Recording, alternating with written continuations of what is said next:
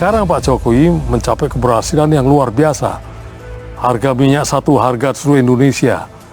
Berani membubarkan Petral yang tidak bisa dilakukan oleh presiden sebelumnya. Berani melarang hadirnya HTI, FPI, sesuatu yang juga tidak gampang dilakukan pada era sebelumnya. Mensyaratkan tambang-tambang harus smelter di sini. Menguasai blok Rokan, blok Mahakam yang tadinya tidak bisa dilakukan oleh yang lain. Modernisasi alutsista TNI yang luar biasa sekarang ini dengan sekaligus memberdayakan industri dalam negeri sampai senjata serbu dari produksi Pindad itu tidak kalah dari produksi Eropa maupun Amerika.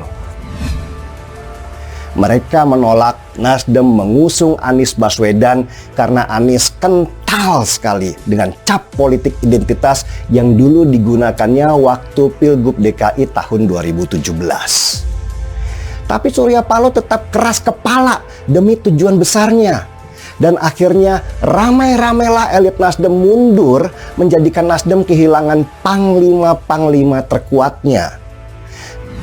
Ya, mau berapapun keuntungan Nasdem dengan membakal capreskan Anies ini, saya meyakini nggak sepadan dengan resiko saat ini yang dihadapi oleh Nasdem. Mulai dari ancaman tergusur dari partai koalisi, kena reshuffle, surveinya anjlok, kader senior pada keluar, terbelahnya dukungan para militan, sampai pengurus DPP-nya jadi bulan-bulanan netizen, termasuk kita. Cadas, mantan elit Nasdem puji kinerja pemerintahan Jokowi, hengkang dari partai gegara Paloh salah pilih capres. Ditulis oleh tim redaksi jurnal, dikutip dari berbagai sumber.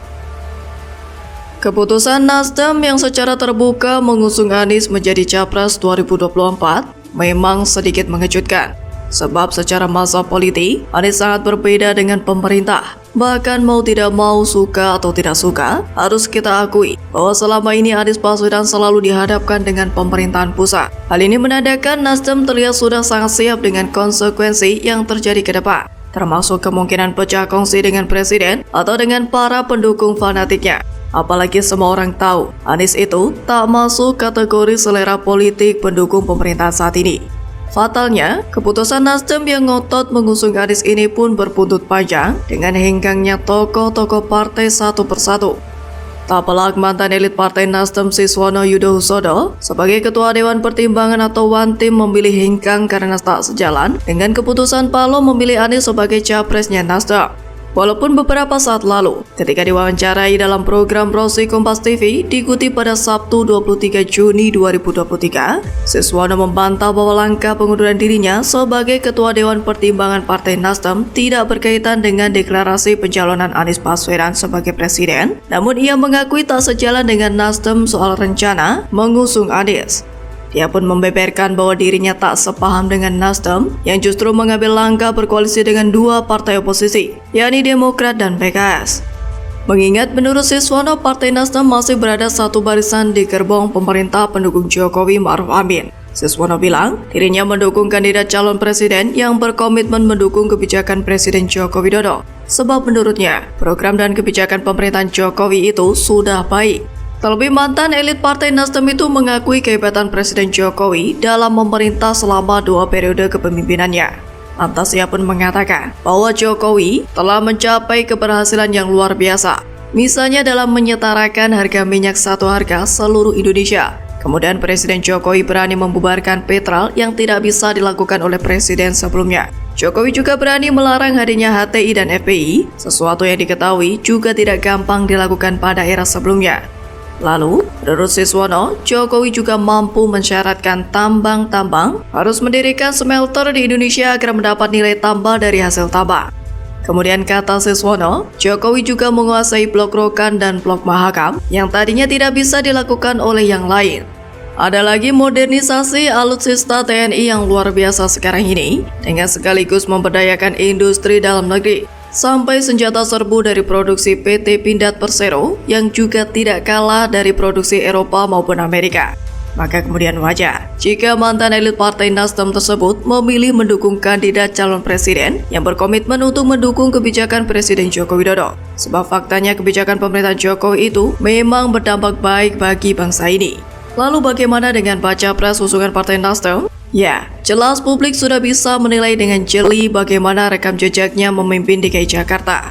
Bagaimana Anies menjadikan DKI Jakarta sebagai panggung politik yang kental dengan pencitraan semata. Tentu melihat situasi ini, keputusan Siswono hengkang lebih dulu dari Nasdem adalah keputusan yang tepat. Di mana apa yang dikatakan oleh Siswono bahwa dia tak sejalan dengan keputusan Nasdem bermain dua kaki dengan pemerintah saat ini jelas melanggar etika politik. Selain itu, hal lain yang menjadi alasan mengapa langkah Siswono dan elit-elit partai Nasdem dianggap tepat adalah banyaknya kasus yang melilit Nasdem saat ini.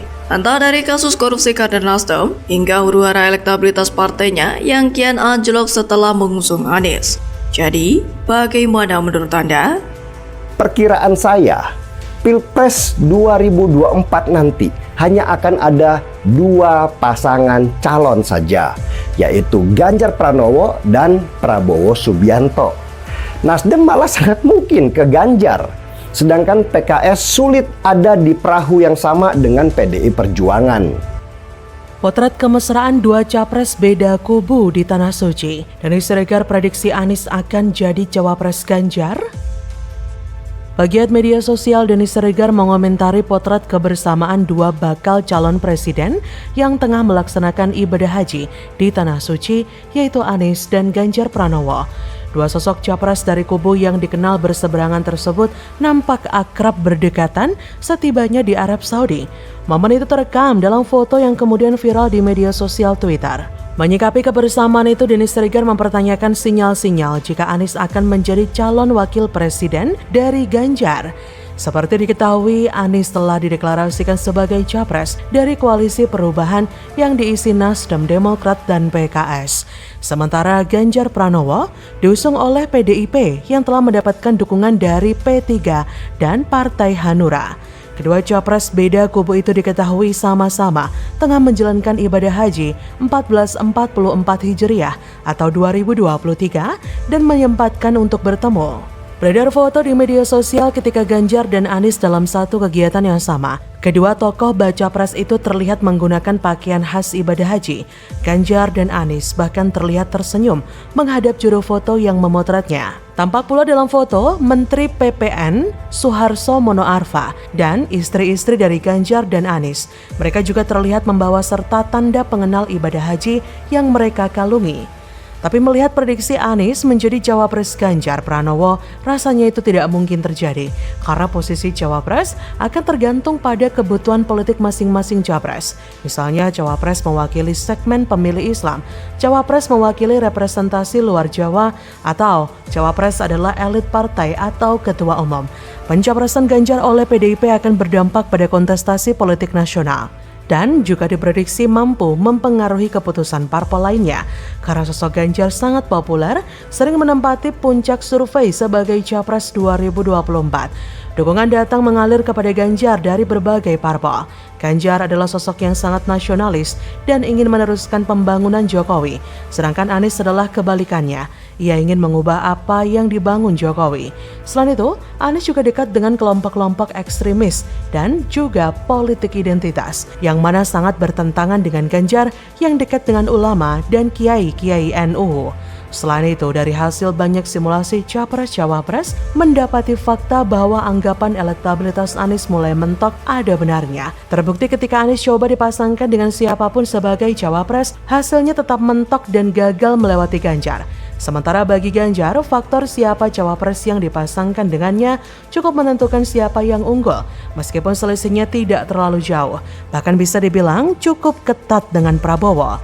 Jadi kemungkinan Anies menjadi cawapres Ganjar itu sangat tidak mungkin.